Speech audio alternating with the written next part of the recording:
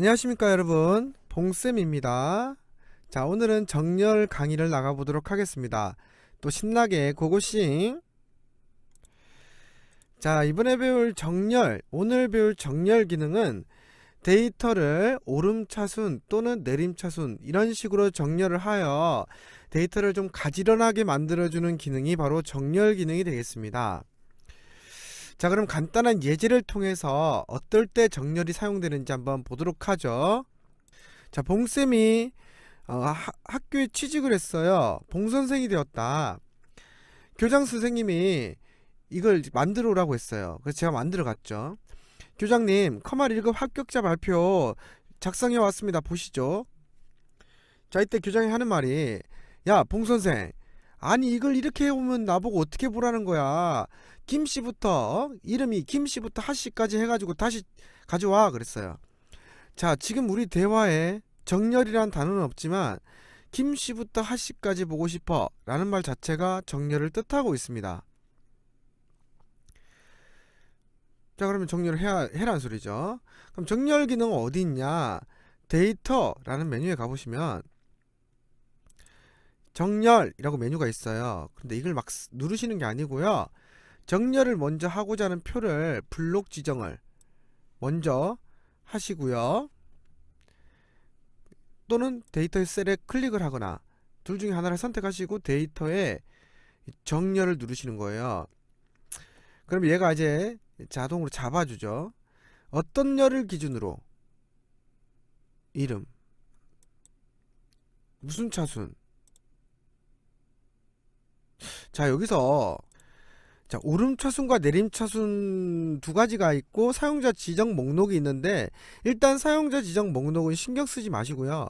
오름과 내림을 정확하게 구분을 좀 할 줄 알아야 돼요. 자, 우리 어떤 걸 보고 오름차순이라고 해요?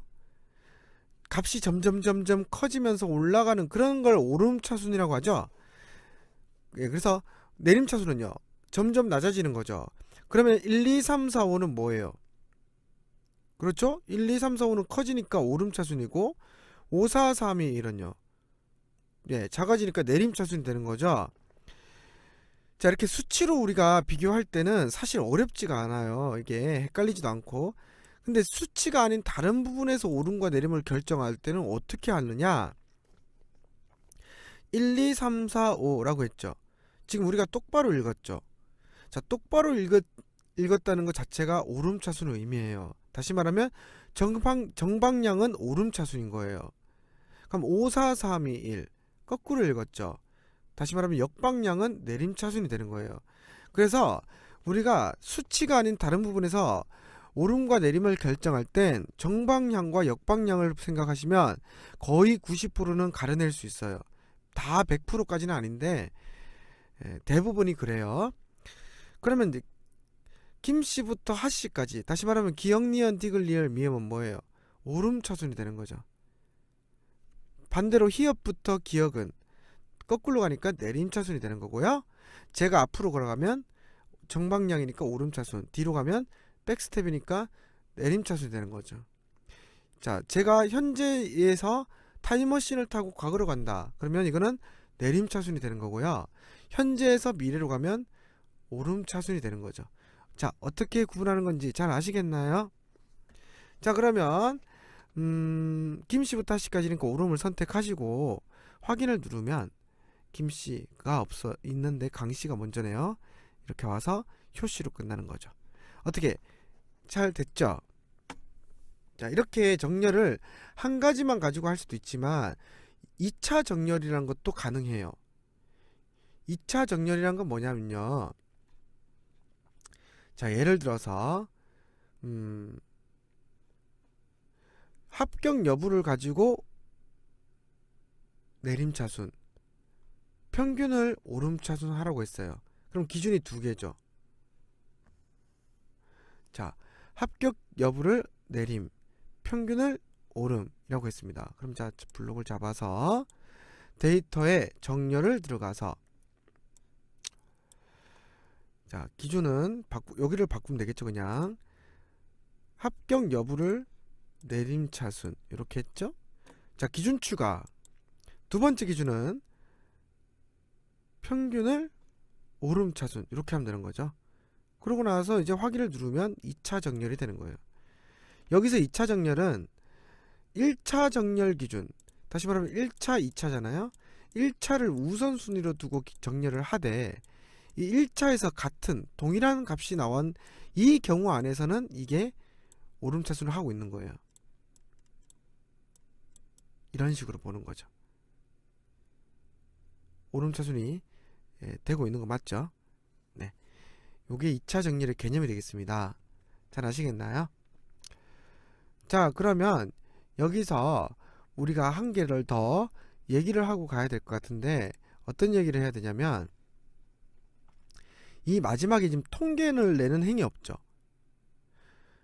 무슨 소리냐면 이거 같은 경우는 여기가 뭐 예를 들어 선생님이 임시적으로 빠르게 만들어 보면 합계라고 해서 이런 식으로 이렇게 이제 밑에 통계를 내는 행위 있다.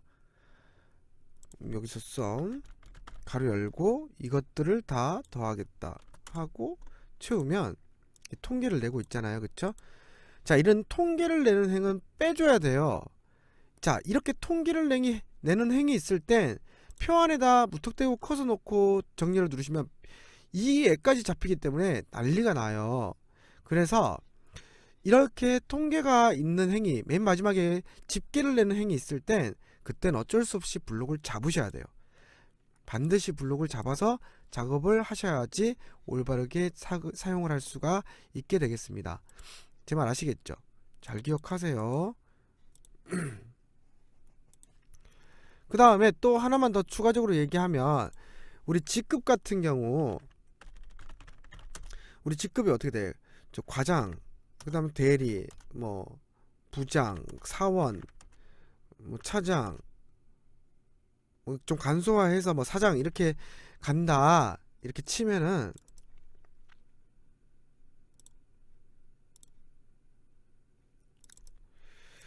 야 최대리 네 봉대리 네 야 이거 자 직급이 시작이 어떻게 되죠? 사원, 대리, 과장, 차장, 부장, 사장이죠. 자, 야 사원부터 사장까지 다시 정렬을 해와 그랬어요. 자, 이건 무슨 차순이에요? 내림차순이라고요? 아니죠. 오름? 오름 아니에요. 여기서 오름 하시면 과장부터 올라가요. 자, 모든 게 정방향이 오름차순이 아니에요. 제가 아까 10%의 확률로 남겨놨었죠. 글자 기준은 무조건 기역부터 히읗이에요. 자, 이런 거는 이 세상에 없는 차순입니다. 사원부터 저런 거는. 그래서 이럴 때 쓰라고 만든 기능이 바로 데이터에 잠시만요. 잡고 데이터에 정렬을 가면 예, 사용자 지정 목록이 그래서 있는 거예요. 없는 차수를 만들 때 쓰는 거죠. 눌러서 여기다가 써주는 거예요. 사원 엔터, 대리 엔터, 부장 엔터, 아니죠. 사원 대리 과장 엔터, 차장 엔터, 부장 엔터, 사장 하고 추가 찰칵 이렇게. 그럼 여기 내가 만든 이 항목이 만들어지고 이걸로 확인 정렬하겠다 이렇게 들어가는 거죠. 확인 이렇게요. 짠. 오케이, 잘 됐죠. 자, 이렇게까지 설명했습니다. 표 2를 한번 보도록 하죠. 자, 표 2가 지금 구분을 기준으로 회원사, 비회원사,